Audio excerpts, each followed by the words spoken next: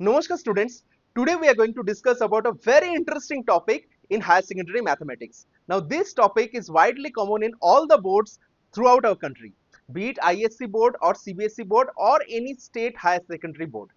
This topic is called prime numbers. Now today in this video we shall see different properties of prime numbers along with some important results of prime numbers. So let us start today's video. Firstly, let us understand what prime numbers are. Prime numbers are nothing but a class of natural numbers greater than 1 whose only factors are 1 and itself.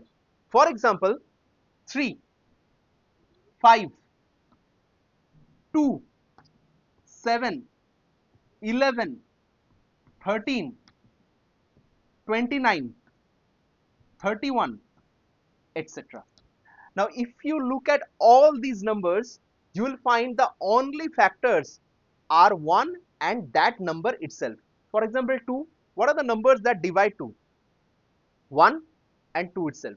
What are the numbers that divide 7? 1 and 7 itself, and so on for all these numbers. So all the numbers which has this property are called prime numbers. The only exception is 1. You know, 1 also satisfies this property that the only divisors of 1 or the only factors of 1 are 1 and itself, but still 1 is an exception which is not a prime number. Now what are the numbers apart from these numbers which are not prime? Those are called composite numbers. Now here also there is a twist in the tale. 1 is not a prime number, neither it is considered to be composite number.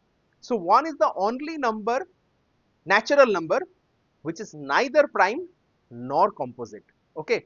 Now you have to remember one thing over here, that is prime numbers or composite numbers, whatever we are talking about, are a part of natural number system. So all this thinking about the numbers which will be prime, which will not be prime, will be considered from 1. Okay. Now 1 is the only exception. So 1 is neither prime nor composite. Okay.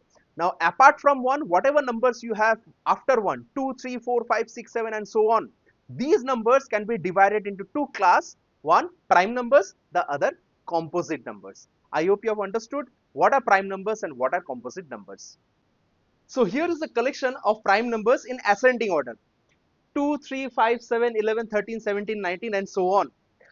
Now there is one thing to observe over here. If you look at these numbers, all are prime numbers. All numbers are odd numbers except one, that is 2. Now 1 had the property which is neither prime nor composite. Similarly, 2 has the property, 2 is a prime number, but that is the only prime number which is even. Apart from 2, whatever prime numbers you have, all are odd numbers. Now there is another property to observe over here. If I tell you how many natural numbers are there, the answer will be there are infinitely many natural numbers. That is, you can count 1, 2, 3, 4, 5, 6, but that count will not stop. So there are infinitely many natural numbers. Now the question is, since prime numbers are a part of natural numbers, the question is how many prime numbers are there in total? The answer is there are infinitely many primes. Now this property, or you may tell this result, was actually going around for over centuries, which was addressed first time by Euclid in around 300 BC. Now this theorem is a very important and fundamental one, which says that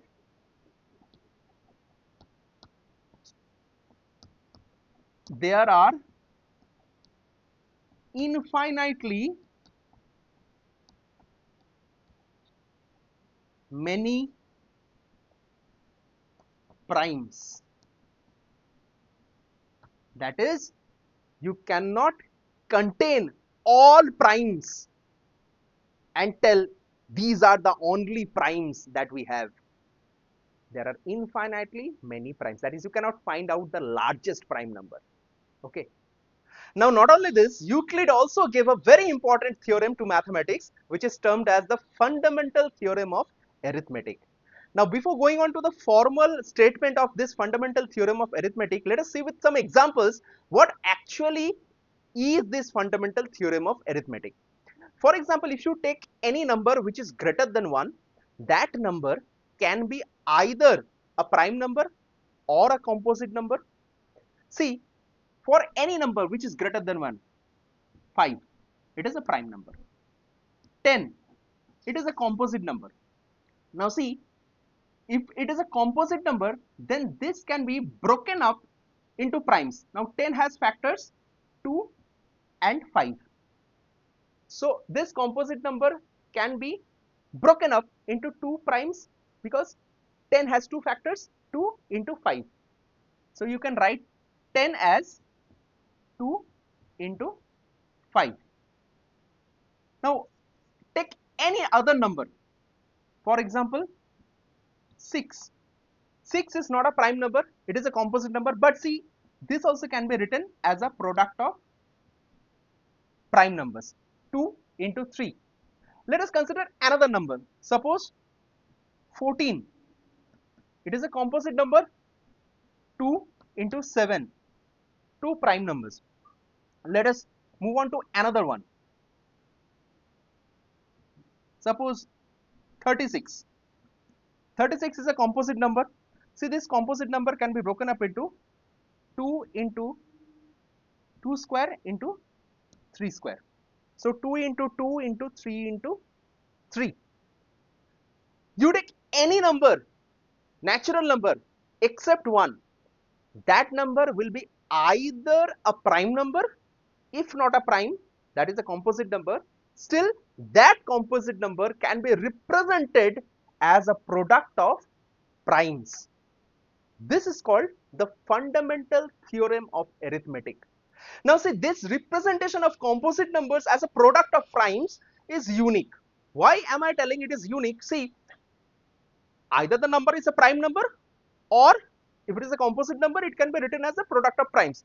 For example, 10 can be written as 2 into 5, 6 can be written as 2 into 3 and so on. But see, 2 and 5, you are multiplying 2 and 5 and getting 10. There are no other prime numbers apart from 2 and 5 that you will multiply together and you can get 10.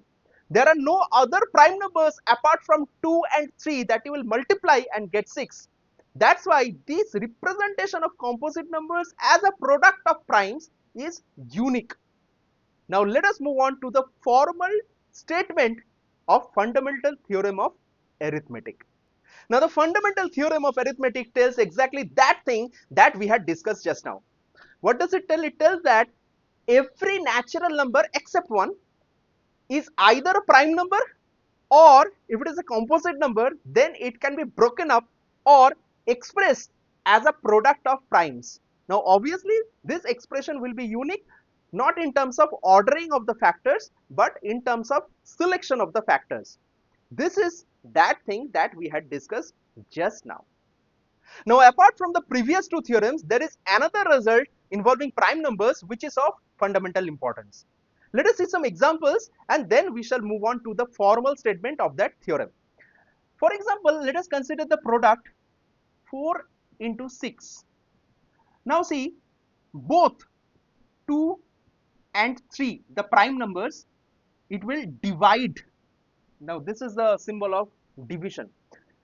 2 and 3 both will divide 4 into 6. Let us take another example. Suppose 25 into 8. See, 25 into 8, 2 also divides 25 into 8, 5 also divides 25 into 8. Another example, 14 into 30. See, 14 into 30, you can check using a calculator. 14 into 30, these are divisible by 2 also, 3 also, 5 also, 7 also. Okay. Now see, why did I write all these? Whenever prime numbers divide a product of two different numbers, then there is an important observation to be made over here. What is that observation? See, 2 and 3 divides 4 into 6. 2 itself divides 4 and 6 both. 3 divides 6. 2 and 5 divides 25 into 8. 2 divides 8. 5 divides 25. 2, 3, 5 and 7. These numbers divide 14 into 30. 2 divides both 14 and 30. 3 divides 30. 5 divides 30. 7 divides 14. Whenever a prime number divides a product of two different numbers, then that prime number actually divides at least one of the two numbers. Now this property might seem very usual and very ordinary and normal, but this property is not valid for all composite numbers. For example, if you take 4, 4 is a composite number. See, 4 divides 6 into 10. 4 divides 60, that is 6 into 10. 4 is not a prime number, but see, 4 over here neither divides 6 nor divides 10. Divides means if you divide, then there will be no remainder. So 4 neither divides 6 nor divides 10, but 4 divides the product.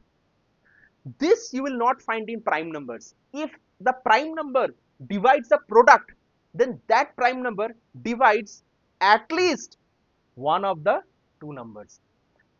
By this illustration I have shown. Now let us move on to the formal statement of this theorem. Now this is the formal statement. It says that if a prime number p divides a product a into b, then that prime number p divides at least one of a or b. In some cases it may divide both a and b, as we had seen in the previous examples, but it will divide at least one of a or b. This is not valid for all composite numbers, but this theorem is true for all prime numbers. This is one of the most important results in the chapter of prime numbers. So this is all what we had for today regarding prime numbers. We had discussed the definition of prime number, the exceptions which are not prime numbers, and the exceptions which are prime numbers, like 2, which is the only even prime number. Now we had discussed some important theorems and results involving prime numbers also. If you have liked today's video, then do share this video with your friends, subscribe to my channel and follow my page. Till then, goodbye.